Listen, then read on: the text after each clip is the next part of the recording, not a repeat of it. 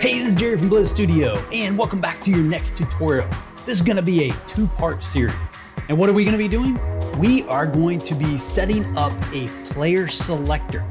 So in our UI, we'll be able to have characters, and then we'll be able to move back and forth between those characters, select one, have that set up as player prefs so that anytime we close the app and then go back into the app, we'll be able to have that character still selected. In this first part, we're gonna go ahead and set up the UI. In the second part, we're gonna actually set up the player prefs in the selection system.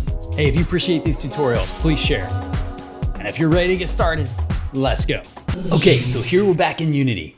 And what I want to do is, again, I'm going to be putting together a UI for a character selector. So you can use this in all kinds of games. So imagine if it was a space game and you wanted to have different types of rockets.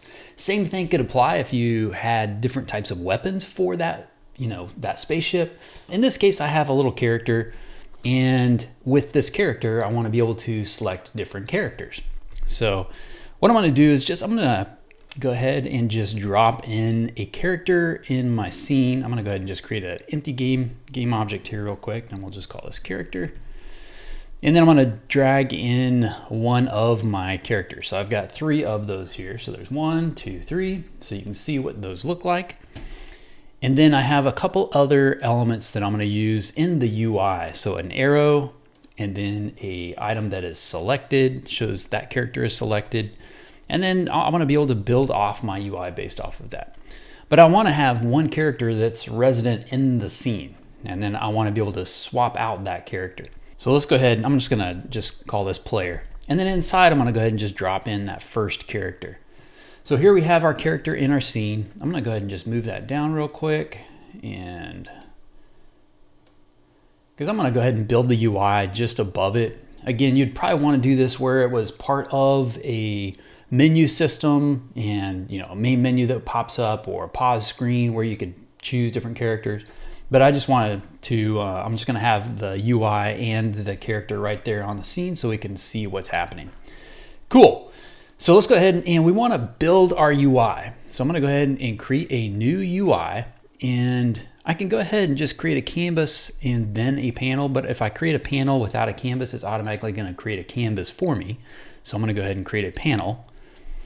And it creates a panel and a canvas. And I'm gonna call this canvas my UI-character selector.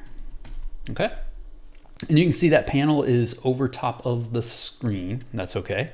I need to do a couple other things to make sure that my UI is set up specifically for my game. Now, this is a case of a mobile game, but you'd want to set this up differently if it was a desktop or a console. But I'm going to go ahead and just make sure that my canvas is set up the way I need to. So if I ever create a canvas, I need to go and do some of these settings. And in this case, because this is going to be mobile, I'm going to go ahead and leave screen space overlay is perfectly fine. In the canvas scaler, I'm going to go ahead and scale with screen size, because we don't know what size device people are going to have. So again, I'm trying to do for mobile, let's say a portrait mobile here, and the size I'm going to go for is 640 by 1136. So that's kind of that iPhone size. And with the screen match mode, I'm going to go ahead and just change that to expand and leave the reference pixels as 100. And then, so that's going to allow me to be able to set the rect transform on any of the game objects that I put in the canvas and determine where they're going to go. And they're going to scale appropriately for whatever the screen size is. Okay, so now that we have that set up, let's go ahead and I'm going to just double click on the panel. And I don't want this panel to be kind of cover up my character. I'm going to just create the UI so it's a little bit higher. And I'll just take the panel and pop it up here. I'm gonna go ahead and just change the color a little bit and change the opacity. Let's just so we can see a difference between what is the UI and what is not the UI. All right, so we've got that going on. Now we need to go ahead and build out all the UI parts. So what I want to do is I'm going to create a container. Go ahead and create a empty game object. And this is going to be kind of the container that's containing everything. So we'll go ahead and have this be character selector. And then inside of that, I need to have another game object that we're going to actually add a rect mask to. So what that mask is going to do is allow us to have content that's actually kind of laid out longer, and then we're going to be able to mask off and just show only one element. So what we're going to do is to go ahead and add a new UI image, and I'm going to just resize this image so it's kind of about the size of the character, somewhere kind of around in there, I think. Yeah, I think that works. And then what we're going to do with this, we need to go ahead and name it container mask.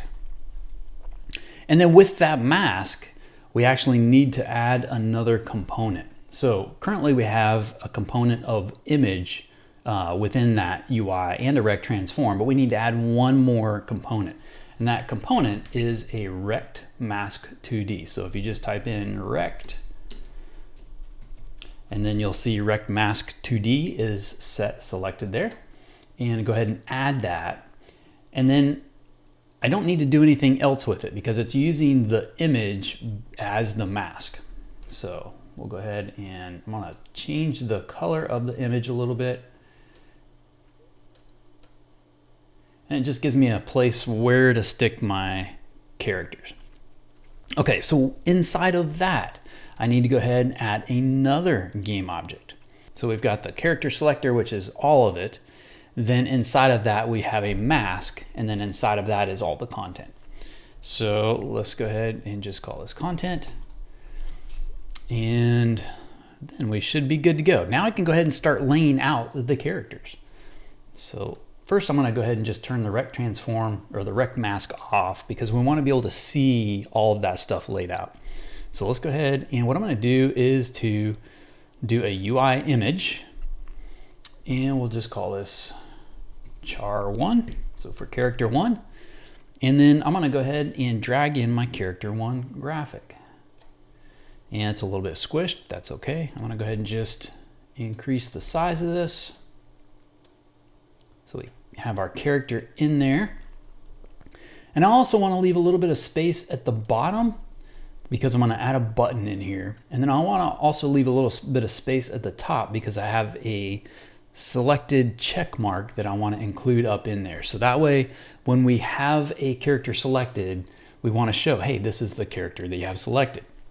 So we're gonna go ahead and just leave a little bit of space up here and a little bit of space at the bottom. So that looks pretty good to me. And I'm gonna go ahead and just duplicate this. We'll call this character 2. And then I'm gonna move it over 200 pixels. So the current X position is 0. So I'm gonna go ahead and move this to the left by 200 pixels. So it would be nice and consistent. So let's just go 200. All right, so we have that in there. I'm gonna drop in that image the character 2. So now we have a second character. And then I'm gonna do the same thing. Duplicate that, change to character 3, drop in my character 3 sprite. Instead of 200, I'm gonna have the X as 400. So now we have those laid out. So let's go ahead and zoom in just a little bit so we can see those a little bit better. All right, so now I need to go ahead and start adding some of those extra components.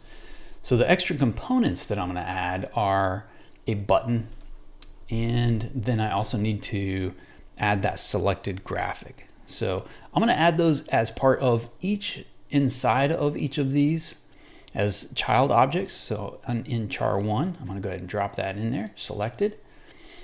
Oops. I need to add that as a UI element. So let's go UI image, and then we're gonna drag in our selected. And that's a little bit too big. So let's go ahead and drag that down just a little bit, and then we'll go ahead and move that up into place, upper right-hand corner. And so I think that works good. So I'm gonna go ahead and just copy that, and then let's go ahead and make sure this is named, selected.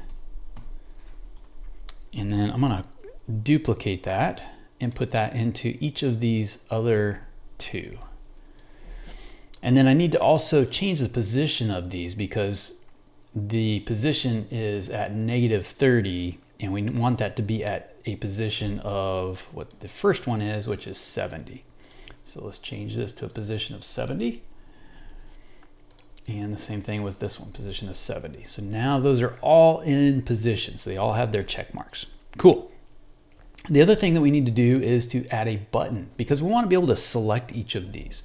So what I'm going to do is to right click on character one and add a UI button. And we'll add a Text Mesh Pro button. And I'm going to drag this down towards the bottom of that image. And then I want to give this character a name. So let's go ahead and first title this button. So char1 button. And then in the text, I'll just call this, give this character a name. We'll call Mel. Cool. So again, I'm going to do the same thing with the others. I'm going to go ahead and just duplicate this, add to character 2. And we have a position of 0. So we want to make sure that character 2 button has a position of 0. And then we can go ahead and change the text out. And we'll call this character Ludwig. I don't know if that's how Ludwig is spelled, but we'll give that character a name anyway. Cool. All right, so we just need to do that one more time for the third character. So position of 0. And we'll change the name to Trisha. Cool. All right, so now we have 3 characters. We have 3 buttons inside there, and each of those has a selected little icon. All right, so if we go back to our container mask, this is the game object that is going to mask off what we don't want to see. Now, I don't want to see all of my characters. I only want to see the one. So let's go ahead and turn on our rect transform, our rect mask, and boom, there we go. We all of a sudden see all the rest of those disappear. Although my character, my mask is a little bit too big, so we can go ahead and change the size of that slightly. And we'll just change the width of this to be, let's maybe like 220. Yeah, I think that works out pretty good. Cool. So now I have my character. Now I also need to add a little bit of UI so that I can get from character to character. So I'm going to go ahead and inside of my character selector, I want to go ahead and add a new UI button. And then I'm going to, inside of that, I'm going to go ahead and just get rid of the text because I'm just going to have an arrow. And we'll call this button, we'll call this arrow right. And then we need to go ahead and in the UI sprite image, we're going to go ahead and drag in our arrow. So we've got that in there. I need to change the size of it because it's a little off.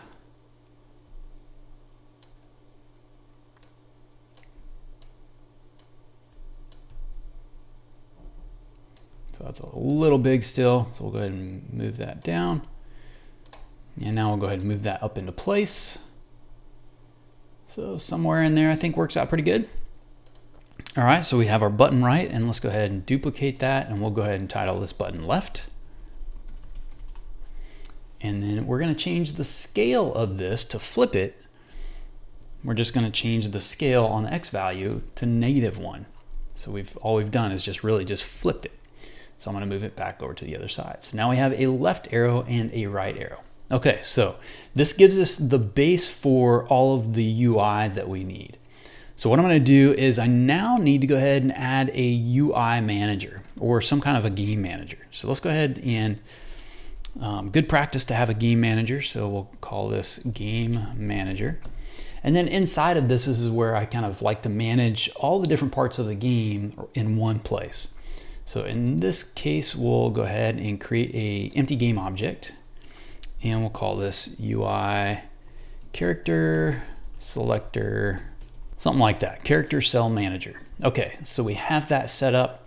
Let's go ahead and create our first FSM. So I'm gonna add FSM to this game object. Now we need to determine a couple things that we want to do. One is, if you kind of think about it, if we click on our right arrow, we want the container that contains all 3 of those characters to move over. And I specifically set up so that they're 200 pixels apart. So if I move that by 200 pixels, then we'll see the next character. And then again, if I move it again, we'll see the next character. And then same thing with moving back. So we need to create this little system to move back and forth. So what I'm going to do is we'll call this first state as character, we'll just call it char1. And then inside of this, first off the bat, we don't want this left arrow to be visible because we can't go left. There's no character to the left of this character. There's only characters to the right. So we don't want this left arrow to be selectable. So the first thing I'm going to do is just to go and activate game object. So I want to activate game object, and we're going to choose a specific game object, and it's going to be my left arrow, and we're going to turn that off. So right from the get-go, we want to turn that arrow off. So let's go ahead and give that a test real quick just to make sure that works. And boom, it does. Okay, so we only have a right arrow. Cool, so that works. Now the thing that we need to do is we need to go ahead, and if we click on our right arrow, we want to move this container that contains those three over by 200 pixels. So what I'm going to do is to have an event listen for the button click. Okay, so I'm going to drag my right arrow button down into my state, and we're going to go button and UI and on button click event. Okay, so if we click that button, what do we want to do? Well, we want to send an event. So I'm going to create a new event, and we'll call this move right. And it's saying, hey, you don't have that event, so let's go ahead and add it. Then I'm going to go ahead and just drag over to a new state called move right. All right, so we need to determine what is it that we want to do if we move right. Well, I have this container that has the content for all of my buttons and characters. I want to move that container because it's inside of our mask. This is the container that we want to move, this content. We want to move it over by 200 pixels. So what we're going to do is we're going to take and drag this content down into our state, and it's saying game object or rect transform. So we're going to set a property of the rect transform. So we can either choose here, or we can just set property, and then it gives us another selector. And what we're going to do is we're going to do a local position on the X value, because we want to move only in the X axis here. X value, we want to set that to a negative 200. Okay, so I'm taking it and I'm moving it left, which is a negative 200. All right, so let's give that a test real quick to see if that works. So we'll hit play. And our left arrow goes away, that's right. And if I click on my right arrow, we now have moved over 200 pixels. Now, I could add some animation in this, but I'm just keeping this simple for this particular demo. So that part works, okay? All right, so we know that works. Now, if we're done, we're on character 3. So we need to go ahead and add a finished state here. So a finished transition, and then we'll go ahead and go off to a new state here, and we'll call this character 2. Okay, and then I'm going to do the same thing again. So let's do a move right. So let's go add transition of move right. I already have that transition set up. Go to a new state, and I could just copy this state. I could make a new state, but instead I'm just going to copy this move right, paste it, and we'll have move right 2, which is perfectly fine. So we'll drag over from character 2 to move right 2. Okay, so in character 2, we want to, again, do the same thing. So I'm going to use my UI button, click event, the arrow. So I'm going to stick that in my state for my move right, and then we're going to go over to move right. And then we now need to add another state that is for character 3.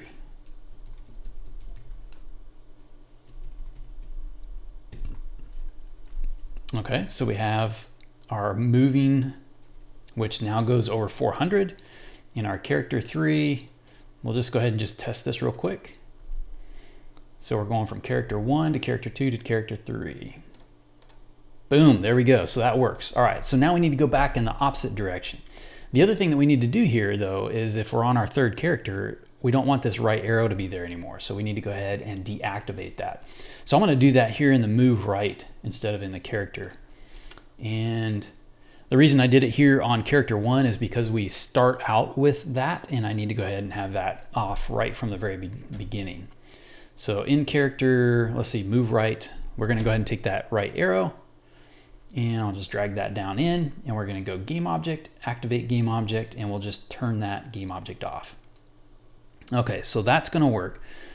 Now we need to go ahead and be able to move left. So again, we're gonna do the same type thing. So if we drag our left arrow down, and again, button, UI, on click event. So if somebody clicks on it, what do we want to happen? Well, I'm going to create a new event, and we'll call this move left. Okay, and we don't have that state activated, so we need to go ahead and add that action. And now I can go ahead and go to a new state that is move left. And what is it we want to do? Well, we want to go ahead and reactivate our right arrow. So let's go ahead and let's take our right arrow down, and we're going to reactivate this game object. So we'll go ahead and leave that active. And I'm going to rearrange this just a little bit so we can kind of see what's happening with each of these. We're going to kind of have our character and our moving in different spots. Okay, so we need to move left. We've reactivated our arrow, and we also need to move our content over by 200 pixels. So let's take our content, drag that down in. We're going to go rect transform, set property. We're going to set local position on the x-axis, and we're going to set that to -200. So here we're setting it to -400. Here we're setting it back to 200. And then once we're done with that, we need to go ahead and do a finished event and go back over to our character 2. Now we have our right arrow button working, but we don't have the left arrow button. So we need to change the left arrow button or add that in there. So button, UI, on click event. And then what is it we want to happen? Well, we want to move left. So let's go ahead and add that transition in. So move left. I'm going to go ahead and just copy this move left, paste that back down in, and move left. We're going to go over this move left 2, and we don't need to activate the right arrow because that's already active. I need to change the local position of our content to be 0. Okay, and then when we're finished, we need to go ahead and move back to our character 1.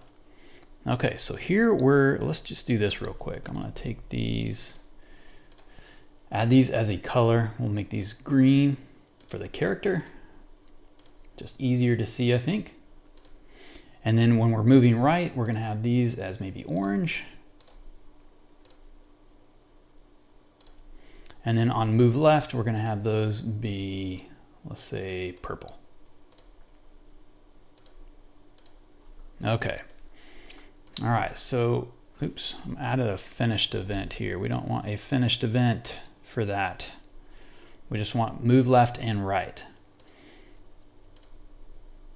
Okay, so let's give this a test real quick to see if we have everything working. So we start off, our left arrow should go away. Now we click on left, and my left arrow goes away. Okay, so here I'm not activating my left arrow, so we need to activate that left arrow.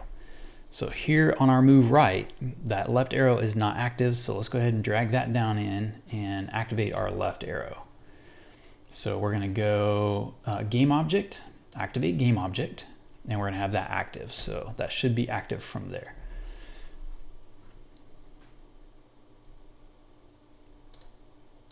Yeah, there we go. So now we're able to move back and forth between our characters. So just as a recap, we have a character selector, and within this character selector we are able to click on the right arrow button, which moves us right, and readjust the content that's inside that mask over by 200 pixels, which allows us to see the second character that's in that container.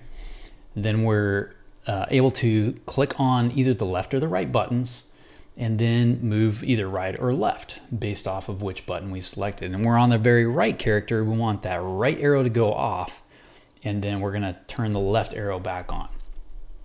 Okay, So we have that all set up. We've got our little character selected and we can move back and forth. So right off the get-go, our left arrow is deselected or deactivated. There we're activating it. We're able to move back and forth between our characters. And there we go. Hey, another great tutorial. We set up the UI for a player selector. Now, coming up in the next tutorial, we're going to actually wire this up so that we can then click on those buttons to then select our character, save that as player preferences so that we can have that in anytime we close the app, it saves that for us so that when we come back into the app, it's going to have that character selected. Don't forget to hit like, subscribe, and that little bell icon down there so you know when the next tutorial is available. Until next time, peace.